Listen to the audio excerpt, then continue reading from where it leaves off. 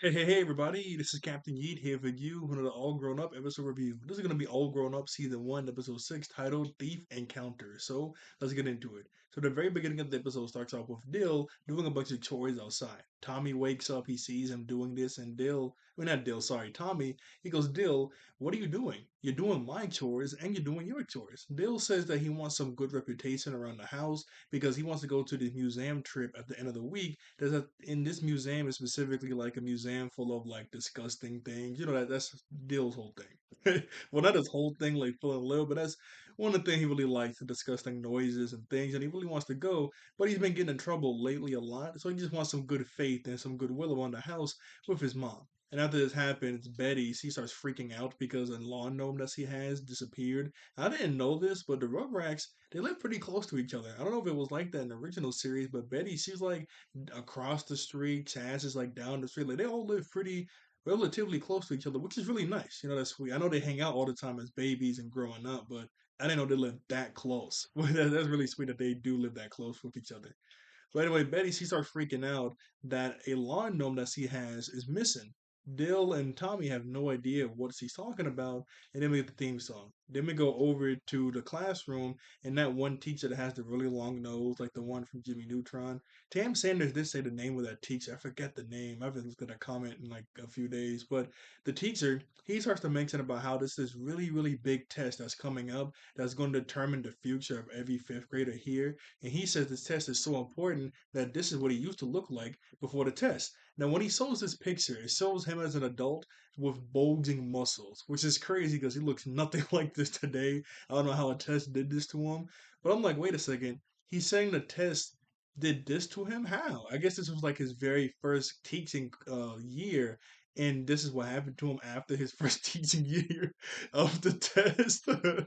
Which is funny because look at this Joker. I mean, he had bulging muscles, looking like the Rock out here. This boy was flexing, and based on what he's wearing, he's on a diving board. I guess he used to be a professional diver, which is kind of wild. But I mean, hey, that's what it is, man.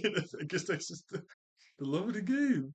So after that, we go over to Phil, Lil, and Tommy walking down the hallway, and Phil and Lil are freaking out a little bit because, like the teacher just said, this test is going to determine the rest of their lives. If they don't do good on this test, they could be a garbage worker. They could be a mime. Like this is really freaking them out. Tommy says it's no big deal. He's just trying to scare us. Everything is gonna be okay. It's just gonna be like a normal test. I guess this test is gonna be like an end of year exam or maybe like an EOG for them. They don't specifically say that. They just say it's like a really big test. But I mean, hey, it could be anything.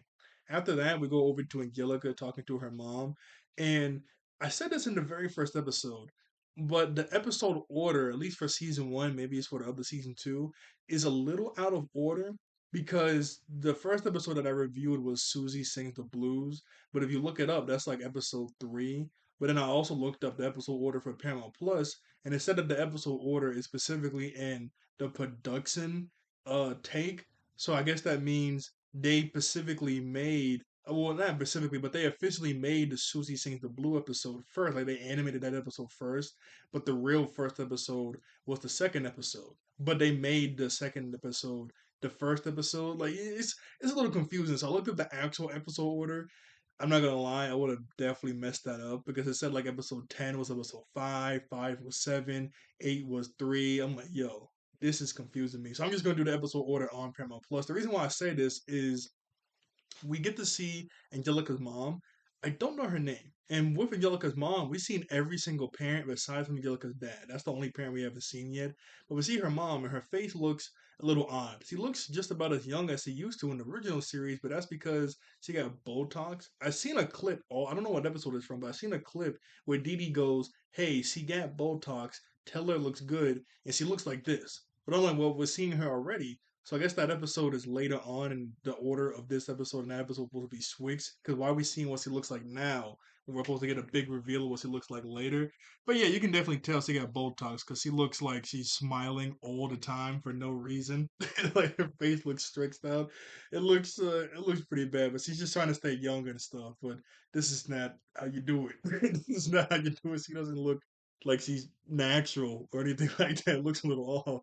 But anyway, She's telling Angelica that she can get a step of the game. Usually people start thinking about college whenever they're in high school, but you can start thinking about it now while you're in middle school. Angelica's not really trying to hear any of this. She just wants to do some sort of program that's in the mall. But she goes, no, you can go into a program mentoring somebody. Now, while she's saying this, she gets a phone call, so she has to take the phone call.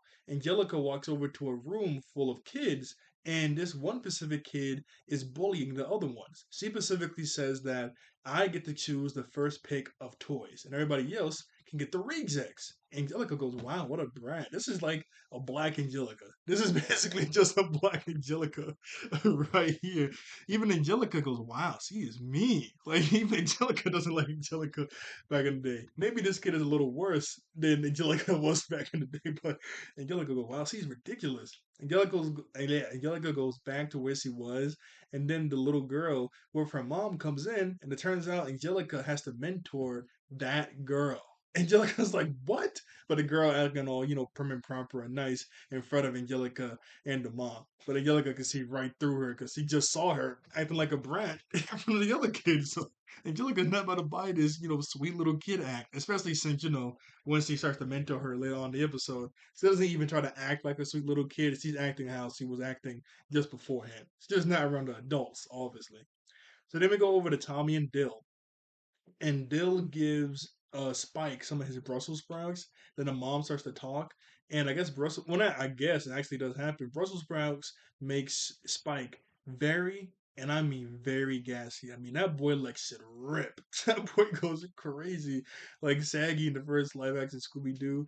He said, "I'm not stopping until your first sings is." The boy, oh, he was letting it rip, boy. He was going crazy.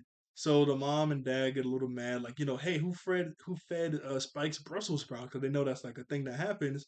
Dill was gonna take the blame, but Tommy says, hey, I did it. I'm sorry. Dill was like, hey, why did you take the heat for that? We're brothers. That's what brothers do, which is really sweet. I like how they call each other little nicknames too, because Dill calls Tommy T and Tommy calls Dill D. That's really sweet. So then after that, we go over to the Java Lava, and then the Java Lava, Angelica, and I forgot her name, Beatrice, right? I think that was her name. And Beatrice were playing this video game on the computer. Angelica won, and the little girl got really mad, saying, "Hey, I told you to let me win, so we're gonna replay it again, but you're gonna let me win this time." Angelica goes, "Okay, slow your roll. We're not about to do this. We're gonna have a few ground rules." She goes, "Yeah, we are." She goes, "I don't say please. I don't say thank you. You're welcome. You're gonna do what I say, and you're gonna do it when I say it." Angelica's like, "What?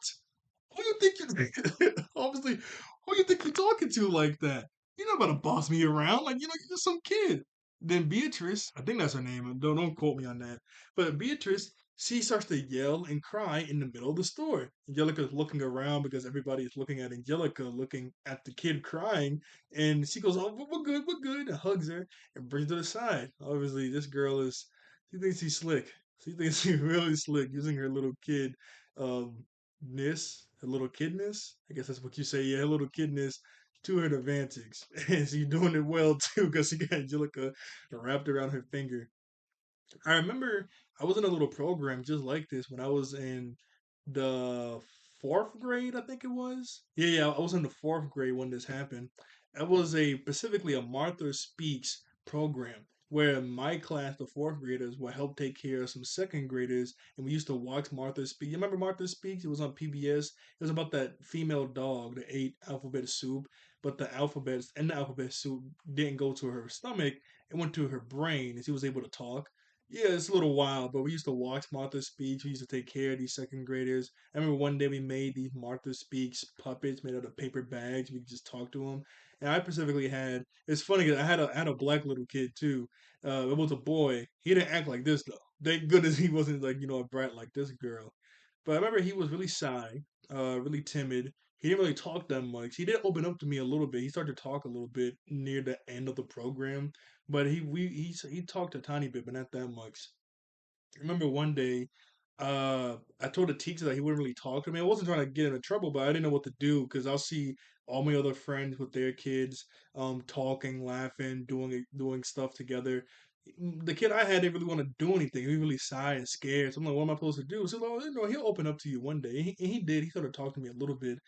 But I remember one day, I always remember this. It was so funny. He, this had me cracking up whenever I think about it.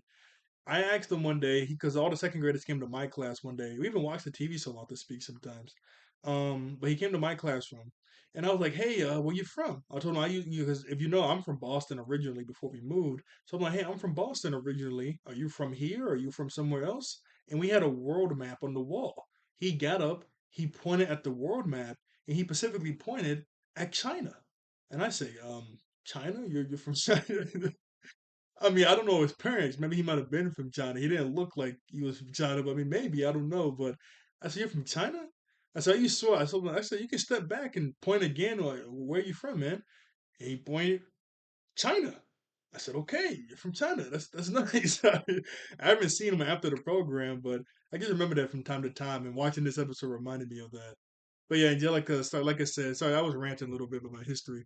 But Angelica starts to hug her. You know, like, "Hey, we're all good. But nothing bad's happening here. Everything's okay." And keeps it moving.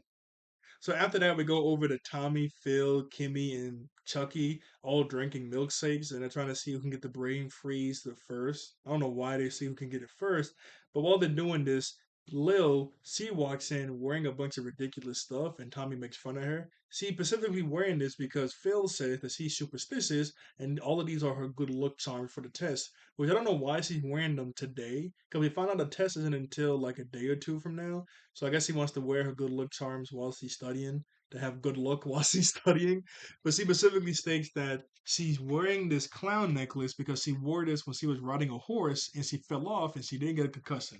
She's wearing the weird looking socks because one day her whole school got the flu, but she didn't. But she was wearing these socks. She's wearing the hat because what she said? Oh, she won a softball game with the hat on. But like I said, I guess she's just wearing this just to have good luck during studying, which is kind of funny. So Tommy says the test isn't gonna be that bad. It's gonna be okay. Even Chucky, tell him, man, you took it last year. Which I'm like, why did Chucky take it last year? They're all in the same grade. I have two theories. One is maybe Chucky's just really more smarter than everybody else, so they made him take it. Chucky said the test sucked. And another thing I was thinking is back in episode three, Chucky and Love, he specifically said that Tommy said that him and Phil were 10 and Chucky was 11. So I'm like, oh, but that still doesn't make sense because that he's 1 year older, but he's still in the same grade. He's not like a whole grade above them like Susie and Angelica. So that wouldn't make sense for them to make him take the test early just because he's a grade older. Oh, I mean, a year older, technically. So I don't know. I'm guessing he's just a bit smarter than everybody else. Susie overhears the conversation and she goes, "Oh, I took the test last year. I can tell you exactly what it felt like." And she just starts to scream. Betty goes, "Yo, what are you doing? Stop screaming up in here." And then she starts to talk to Chaz. So she starts to talk to Chaz about how some of her stuff has been stolen in her front yard. And Chaz says it's not actually just her. He got some stuff stolen. Stu got some stuff stolen. And thank you for the comment. Dang it. I'm sorry. Your names are so long. I somewhat forget them. Let me pause. Hey, I'm back. The commenter Reen E. Caxpole NG1WJ. Sorry about that. Your name's a little confusing for me. That's not a bad thing. It's just a little confusing for me. They specifically said in the last episode review that the dad name is Stu and the brother Tommy's uncle's name is Drew. I was calling the dad Lou all of last week. Sorry about that.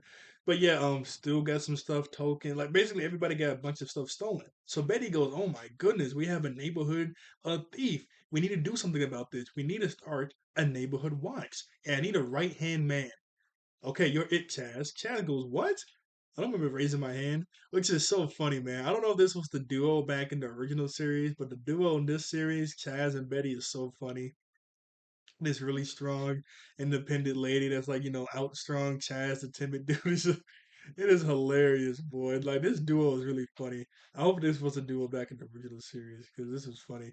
When I think about it, I remember the Paris movie, Overacts in Paris. I remember she was like hyping up Chaz to get a girlfriend and everything, which was sweet. But anyway, we go over to Angelica, and she's telling Susie because Susie's in the same program. "Hey, can I trade my girl out because she's a brat. She's really mean and green. I don't really want her anymore." Susie goes, "What?" She's not a teaser. You can't just trade her out. You're stuck with the girl that you have. And besides, they make evaluations on you. So your future is in her hands. As soon as he says that, Angelica's like, what? It's obviously looking very, very nervous about this because that girl can write anything. And I mean anything, boy. She's really nervous about this. So then we go over to some random dude late at night stealing a bunch of new stuff. And then we go over to Chaz and Betty talking to Stu, like, hey, we got a bunch of stuff stolen today, this morning. What are we going to do about it? We go over to Tommy and he wakes up Dill for school and he sees Dill waking up with the garden gnome in his hands. He goes, Dill, you're stealing all this stuff. Why are you doing this? Dill goes, I have no idea why this is in my hands, but I mean, hey, maybe it's a good decoration for the house. Obviously, Tommy's like, you can't be stealing, man. But Dale has no idea how I got in this room. So then they get ready for school to get on the school bus. While they're on the school bus, Susie, I don't know why, man. I guess maybe she's out of district or something, but she's riding her bike to school. And Dale yells at her through the window saying that's a really nice bike. Tommy does tell Chucky about the whole Dale situation, but he doesn't really have any proof besides from the garden gnome being in his room. So we cut to the next day, and Tommy is like sleeping on the kitchen table. And he missed the bus, so his dad is gonna drive him to school. When they go into the garage to get inside the car, we see Susie's bike in the garage. So Tommy's like, "Oh, it's like it's confirmed now. Like he definitely stole her bike."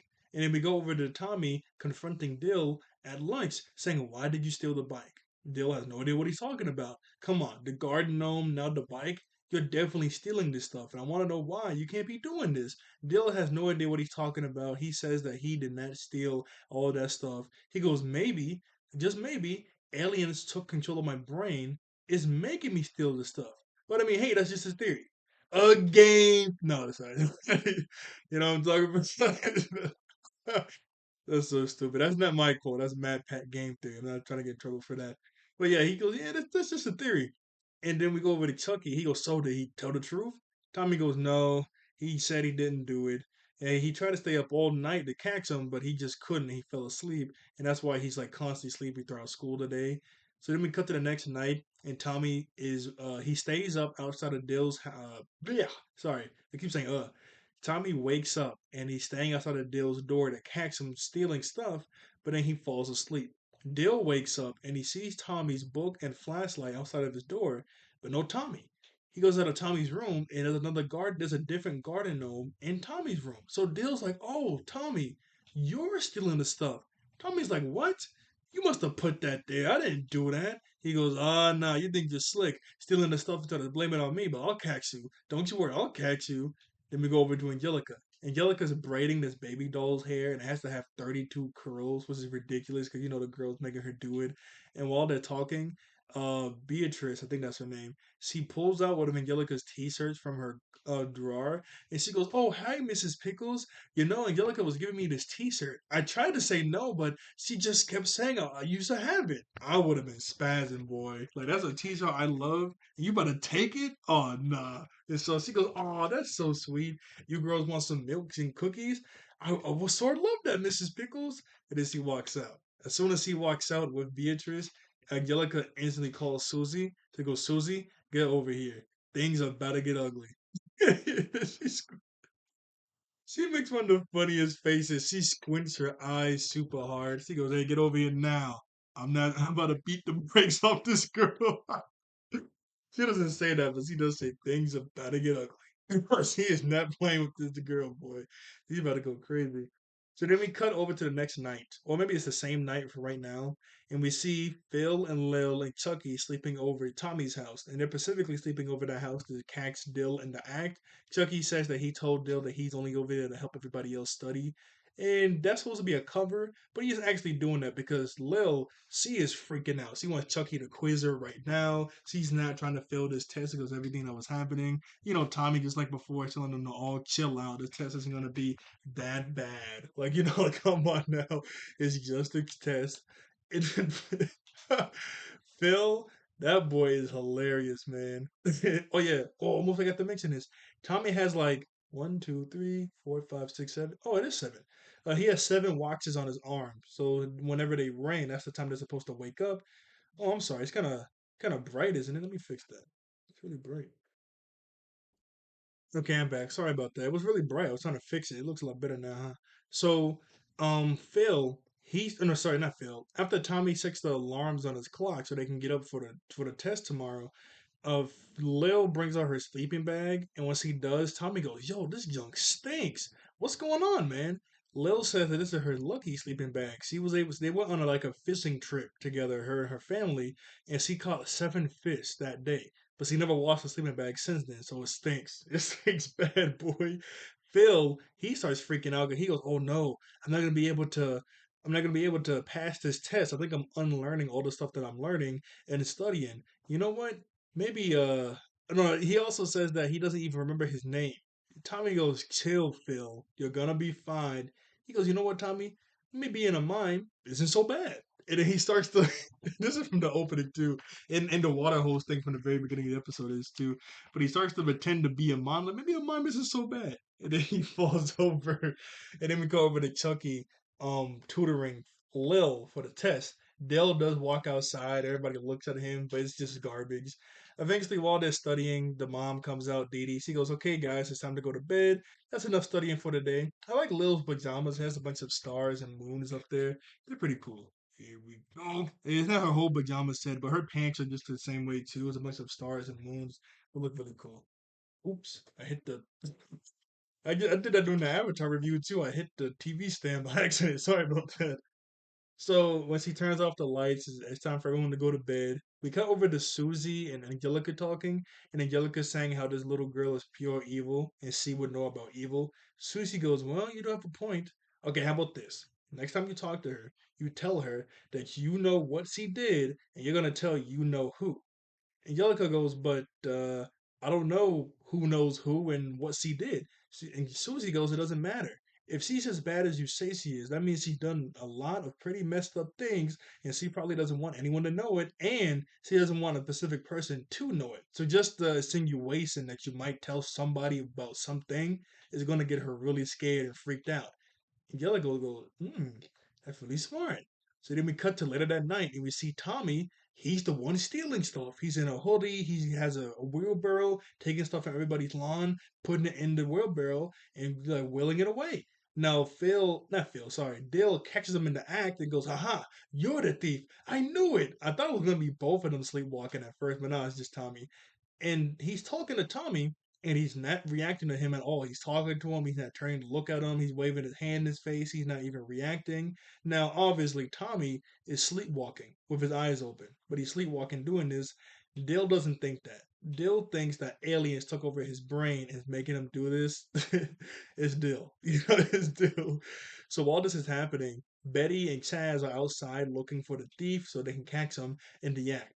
Now, Dale wants to, get the credit for, busting Tommy, but he doesn't want to actually, tell the adults on Tommy because that's his brother, and he sees Chaz and Betty. So he goes, "Oh no, this is bad." So he grabs Tommy and makes him turn the other way so he doesn't run into them. And then Tommy brings all the stuff and brings it into the garage. So after this happened, Tommy goes back to sleep regularly, and Dale goes, "I don't know why the aliens are making Tommy do this, but I don't want Tommy to get in trouble. He's my brother, so I'm gonna give all this stuff back." And then he yells into the sky that he's okay to probe for the aliens. So then we go over to Dill. He's like, "Oh, that's a nice shot. Everybody's sleeping. That's sweet."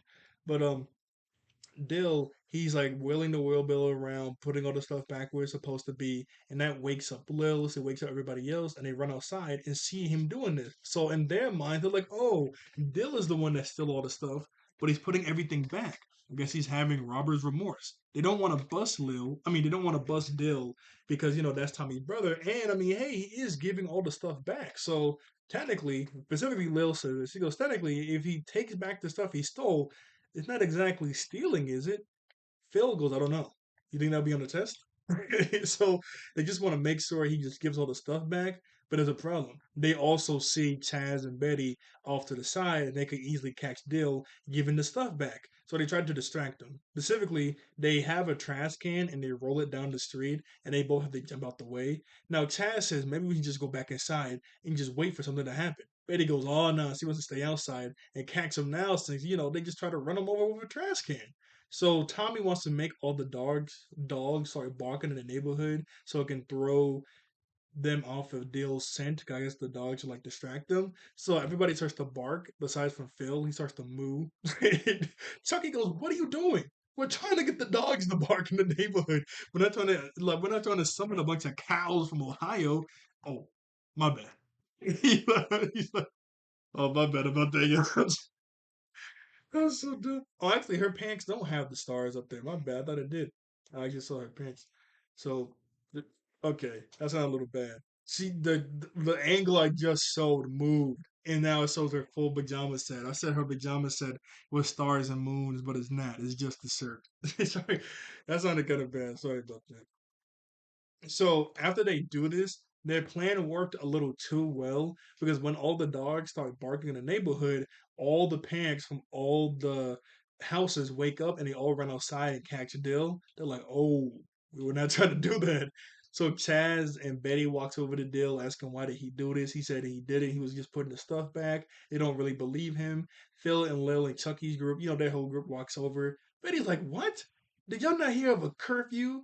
Lil goes, "Hey, he did steal the stuff, but I mean, he's putting it back, so he's okay." He's like, "What? I didn't steal this stuff." Betty goes, "Okay, okay. It looks pretty bad right now, but I'll bite." Who did then? He doesn't want to say anything to get Tommy in trouble, so he pleads the fifth. Betty says that figures. He already stole everything else. Might as well steal this too. So then we cut over to Dee Dee and Stu talking to Dill, saying what you did was a really bad thing. They don't really believe Dill that he didn't steal all the stuff because there was like 17 people outside watching him with all their stuff. So he goes, "Dad, can't you give me the BB uh O T, I forget, but the benefit of the doubt." He says that, but he does the acronym. Still goes, "No, I'm not gonna give you that." What is that? And the more Didi goes, "It's the benefit of doubt."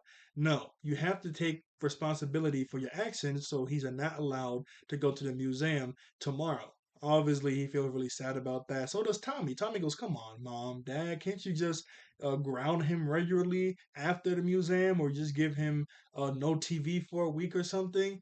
But no, that's not what they do. Then we cut to later that night and we see Tommy. He's sleepwalking it again, but this time he sleepwalks bad, boy. He sleepwalks so bad to where he steals a bunch of stuff and he wakes up. I don't know how he got up here, but he wakes up inside the statue downtown of the lady with the scales and the blindfold. He goes, "What in the world? How to get up here?" And all the cops come to arrest him. And then a cop goes, "We're taking you downtown, son." Well, you're already downtown, so we're taking you down here. So they start to interrogate Tommy. Tommy has no idea why he did all this. He understands now that he was sleepwalking. They don't really believe that. And then all the watches on his arm start to go off. He goes, "Oh no, it's the test." He starts freaking out. "I need to go to the test. I need to go. I need to go." He starts to like try to ram the door open. They're like, "Wait a second. You're in the fifth grade? You're taking the fifth grade test?" "Yeah." "Oh, that test makes so many people do so many crazy things. You're off the hook. We'll talk to your parents about this thing later on." And the black police officer, she says that before she took the test, she didn't have astigmatism, which is wild. And the really big buff guy goes, "Before I took the test, I used to have a real hip." I don't, yo, I don't know what kind of test this is, but I mean, we see them take the test. It's like a normal written test, but that's kind of wild. But anyway, we cut to the next day. Well, not the next day. We cut to like later that day when it's daytime now. And Beatrice, about her mom, I don't know why her mom isn't here, walks towards Angelica's house and she goes, "Hey, I want my 300." Yeah, why is a kid like this writing a 300 page, I mean, not 300 page, 300 word uh what a sentence or whatever or a story. That's kind of wild for a little kid this young. But she goes, "Hey, you got my story yet? That's 300 words, no more, no less." Angelica goes, "It's slightly in the 300."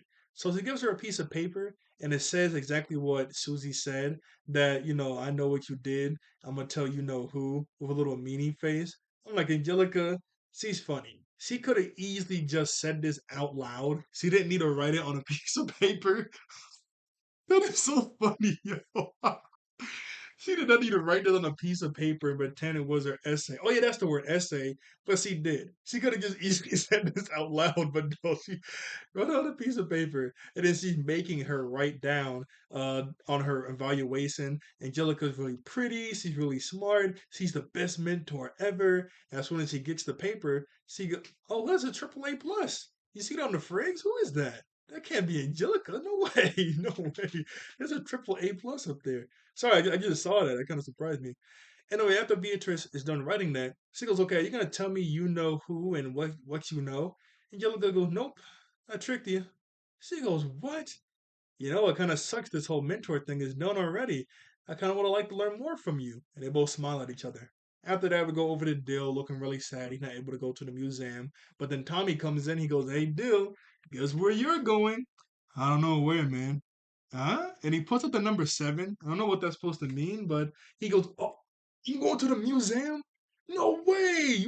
You confessed? Yeah, you can't really get in trouble for doing something while you're sleepwalking."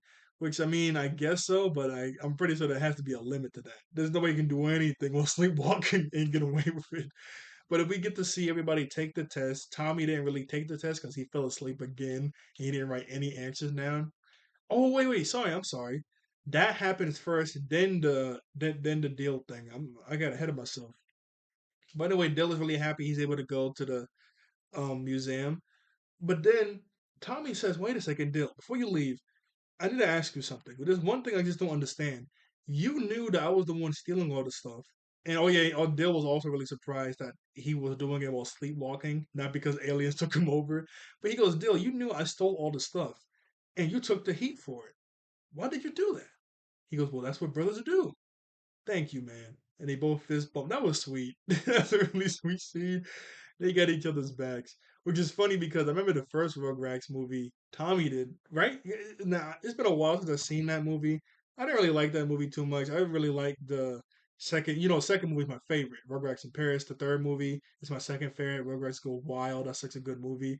But the first movie I didn't really like that much. Not because it was bad. It was like whatever. But in that movie, Tommy did not like Bill, boy. He was trying to get rid of him for good. But it's been years. They're really good, close brothers. They love each other. It's really nice. Oof. But that's the episode for you guys today. So, like, share, and subscribe. I'll see you all later. Thank you all for watching. I think you're all out there. Be woman here beings, and I see you guys next time. Bye bye. All right. Bye.